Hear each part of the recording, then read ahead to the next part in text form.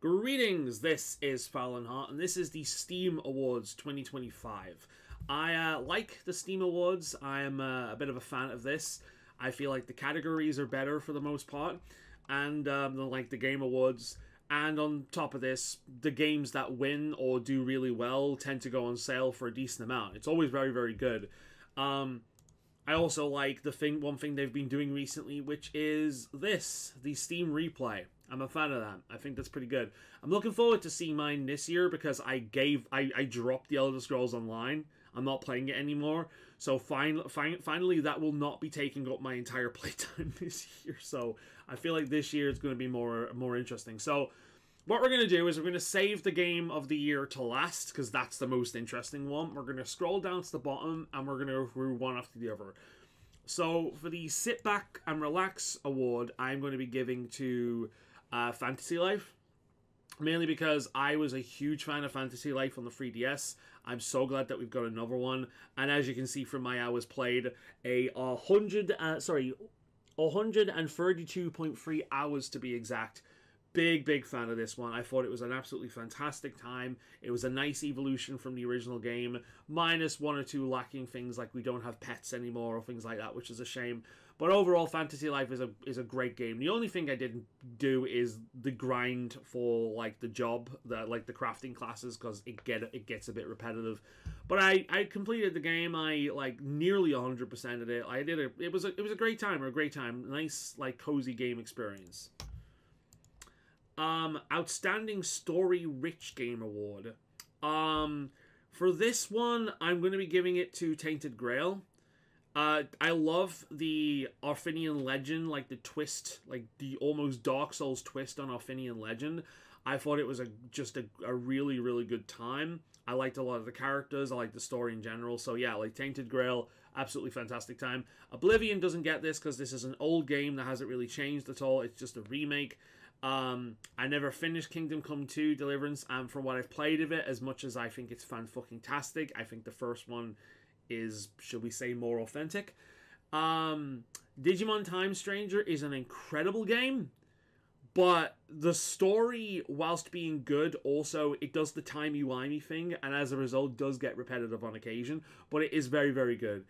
I think Tainted Grail is the best option this year. Dispatch is another good choice for that, but I've got another category in mind for that one. Best Soundtrack Award. I don't know for this one. I've been playing Dispatch on the streamer-friendly, non-copyright music, but even the streamer-friendly, non-copyright music has been very, very good, so I'm actually tempted to give it to that. Expedition 33, I've heard, has an amazing soundtrack, but I did listen to a little bit for the Game Awards video, and it's very, very good, but it's also kind of like, I've heard it before, right? It reminds me strongly of Nier Automata, which is interesting because the soundtrack was the only thing I liked about Nier Automata. So it is very, very strong.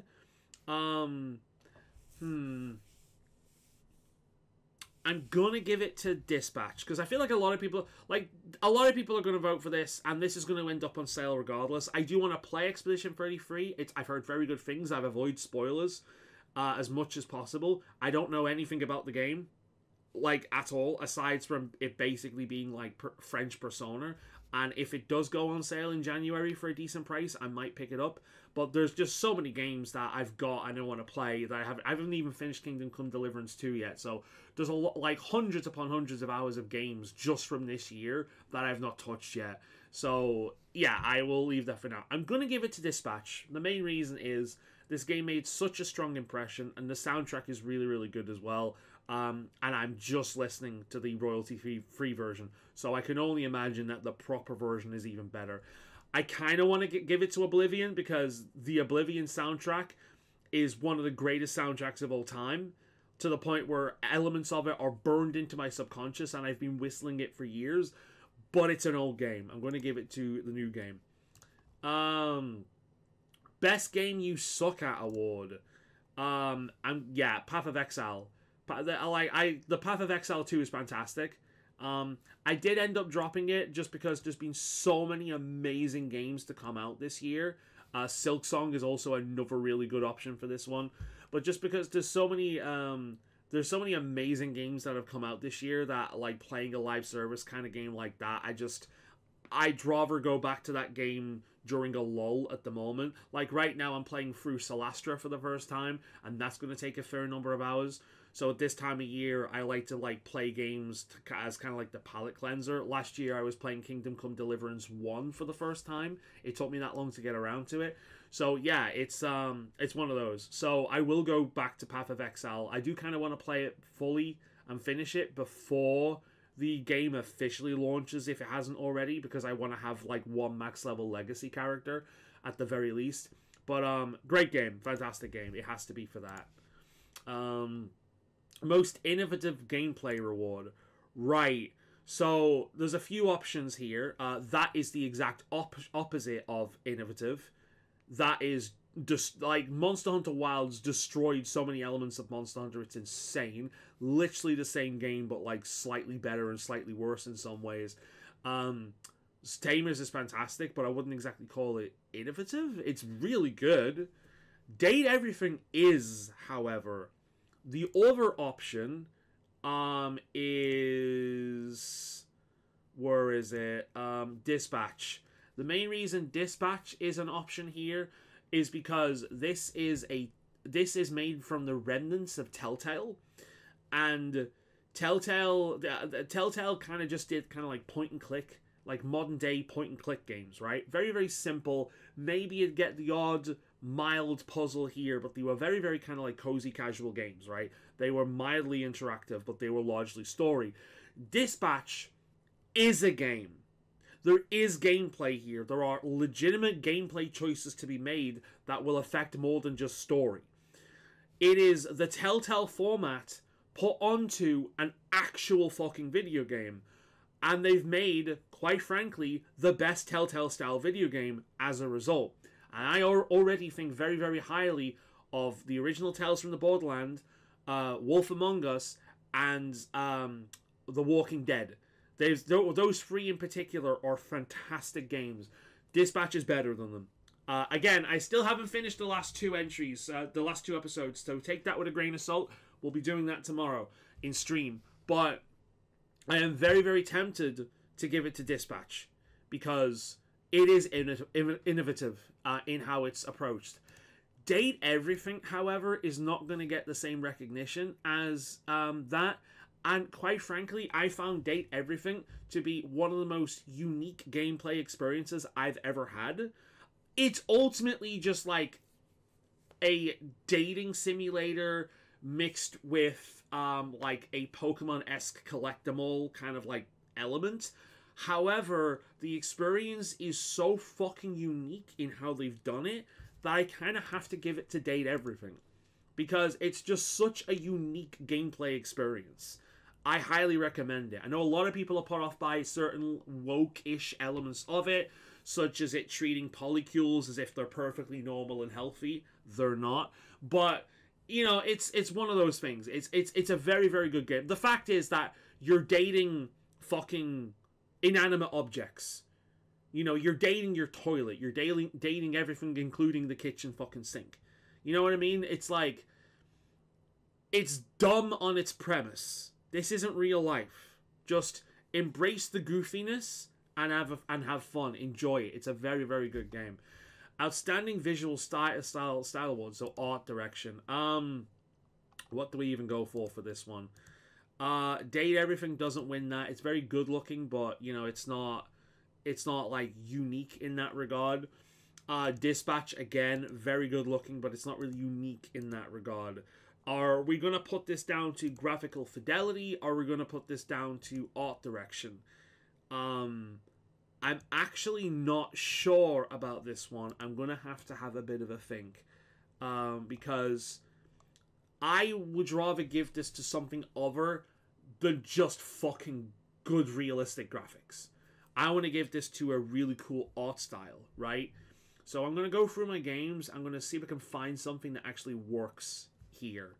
I'd be tempted to give it to Silent Hill for from what I've seen of that, it is a fucking gorgeous video game. Not just graphically, but just like design in general.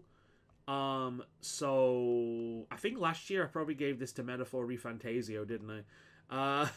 I'm pretty sure like that would have been the obvious choice because the whole UI and everything, it felt like the accumulation of everything that came before it. Let me have a little bit of a think and we'll come back. Right, I know what I'm going to give it to. I've not played the game, but I did see the trailer whilst watching the watching stuff for the Game Awards video, and I think the first thing I commented on for the South of Midnight really is its art direction. It's got a very stop motion style of art direction, and I do think its art direction is actually very, very pretty. So I'm gonna give it to that. I'm gonna give it to that because I feel like that is the only game I can think of that's come out this year that has like a really cool art direction, not just like pretty high fidelity graphics. It's like this visual style doesn't aspire to real world graphic fidelity though, a noble go. It describes a distinctive look and feel that bought a bit of an entire game, whatever. I can't read that, but it doesn't matter. But basically, yeah, it's not about graphics, it's about art direction. And South of Midnight, regardless of whatever else you can say about the game, it is a gorgeous video game from an art direction point of view. That's why I've given it that. Better with Friends award. Monster Hunter, typically yes, but Wilds was a colossal fucking insult to the Monster Hunter fandom. A cozy game like that, like, no, Go is not better with friends. Go didn't really need multiplayer. It's a fucking like screensaver, relaxing kind of like a productivity management game. It's not really a multiplayer thing.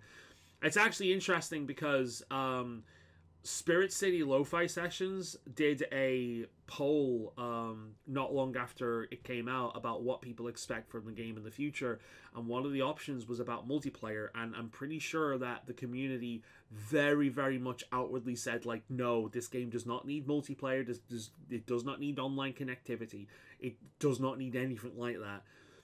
Meanwhile, Go, which is a game in the same genre, like, you know, screensaver, relaxing productivity management kind of game, is very, very early introduced multiplayer. So it's very, very interesting how like these very similar games kind of like fulfilled a different niche. And I'll be honest, I like Go a great deal, especially when it comes to like designing your own room and whatnot. But generally speaking, Spirit City is a much better game. Oblivion does not have that, so I don't know why that's there. I kind of want to have different games per category, but I think I'm going to nominate Path of Exile again for this one. Yeah, I'm going to shove Path of Exile there, I think, as well. So, let's close the rest of them. There we go. Alright. Moving on. Best Game on Steam Deck Award. Ooh, this is a choice. I think I'm going to give it to Shard Squad. I'm going to give it to Shard Squad for the exact same reason as I gave it to... Did I give Date Everything anything? I'm giving it to anything. Because it's essentially Vampire Survivors but cute. Right? That's what Shard Squad is. It's Vampire Survivors but cute. And yes, it is great on the Steam Deck. Exactly the same as Vampire Survivors. It's a fantastic game for that very reason. Labor of Love. I'm a member of the Spirit City Lo-Fi Sessions community on Discord. And to be perfectly honest, and this is the ones the developers want you to vote on. And I'm going to give it to them. Because they have consistently added and added and added and added to this game. Now, they did an update recently that changed the UI, and I really don't like it, but I do think it's because it's new and I'm not used to it. But this is a absolutely fantastic productivity game and relaxation game. I have it on my second monitor, which is what I'm looking at over here, which is why you see me look over there when I'm talking a lot. It's because I'm looking at my other monitor. That's where my chat usually is. And yeah, it's an absolute labor of love game. They have just improved it and improved it and improved it and improved it. There's like 2 pieces of DLC at the moment, and the DLC cost doesn't take the piss. And at no point have they taken the piss with monetization. This is in fact, I even say this in my feedback, and the developers responded to that basically saying, thank you, this is exactly what we're looking for. Awesome. Like, I have a lot of faith in this development team in not taking the piss, because essentially what they've done is that this game, because it's like you decorate your room, you decorate your avatar, there's skins for like your spirits and whatnot. It is very easily a game that could be riddled from every pore with microtransactions, and they have not done that. They exist. There's like 1 or 2 packs that you get like a few skins for the creatures, but like it doesn't really exist in game. Like, you get pretty much everything. Updates, they update it all the time for like Halloween and Christmas. We got a new one recently with a cute little deer spirit companion. It's just great. It's great. They're updating it and improving it and adding more stuff all the time, and it's just getting better. It was one of my top 5 games a few years ago for a good reason, and it continues to be a mainstay on my monitor, on my second monitor. I could also give it to Chill Aquarium. The guy behind this is really cool. Again, this is another friggin' example of a game that like, they could very easily monetize it and turn it into a mobile game, but they don't. I could give it to Atlas. There was a big patch for this recently that's added like a lot of new stuff. Absolutely great game with incredibly like smooth, addictive combat. I could give it to the Sapling. The closest thing we've got to Spore. You essentially create a world and you watch as things evolve, and you can influence how they evolve to a certain degree. Really, really, really cool game. I followed the developer on YouTube for this kind of thing. Really, really cool game. There's a few that I could come here like, what's this? Like Critic Cove, very, very cool.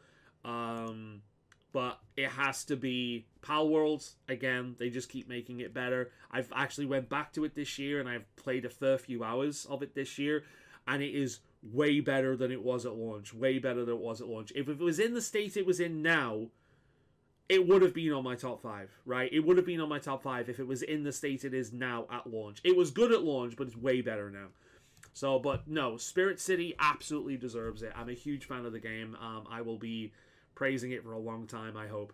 VR Game of the Year. Well, there's only one VR game I know of that gives me consistent entertainment, and that is Hard Bullet because of YouTube videos. And I can't vote for that, apparently. So, let's see what we got. Behemoth. What is Behemoth? You're fighting like giant monsters. Like Shadow of the Colossus, but VR. Look at that. That's actually really cool. I could get into that. That is really cool. Yeah. No, I would totally get into that. Cool. What else is there? Dungeons of Eternity. Not to be confused with Pillars of Eternity. The problem is with a game like this is if I'm going to play a game like this in like, you know, in a group, I'm going to be playing Vermintide instead. I think I'm going to give it to Behemoth, because that just looks really cool. Look at that shit. Just the sense of scale. Nah, that's really cool. Like, if I had VR, I'd play that. Yeah, I'll give it to that one. And finally, spoilers from my top 5 this year, by the way. My game of the year. Digimon Story Time Stranger. There's no other option. Like, there's been some damn good games this year, but if I really sit back and think about it, it's got to be that game. Like, you compare this game to Pokemon ZA, and it's like comparing a fine dining, like, Michelin star meal to McDonald's. Incidentally, the McDonald's meal costs a lot more. Like, they're the same price, right? The Michelin star meal and the McDonald's meal costs the same, right? The price is exactly the same, but that's the meal you get, right? It's that comparison. Digimon Time Stranger is the best Digimon game they've ever made. It's absolutely fan-fucking-tastic. It's incredible. It's been really, really, really cool seeing so many people who haven't touched Digimon ever, or haven't touched it since, like, the original anime or Tamers, and they're finally coming back. Because of the algorithm, I found about 2 or 3 YouTubers that get less views than even me, that their channel has just shot up because they've been playing this game. The fact that Digimon Time Stranger was nowhere to be seen in the Game Awards is insane. When this game has had such a fucking impact on the monstertainment genre this year. It really, really, really has. The fact that it's nowhere to be seen is insane. It's a AAA game.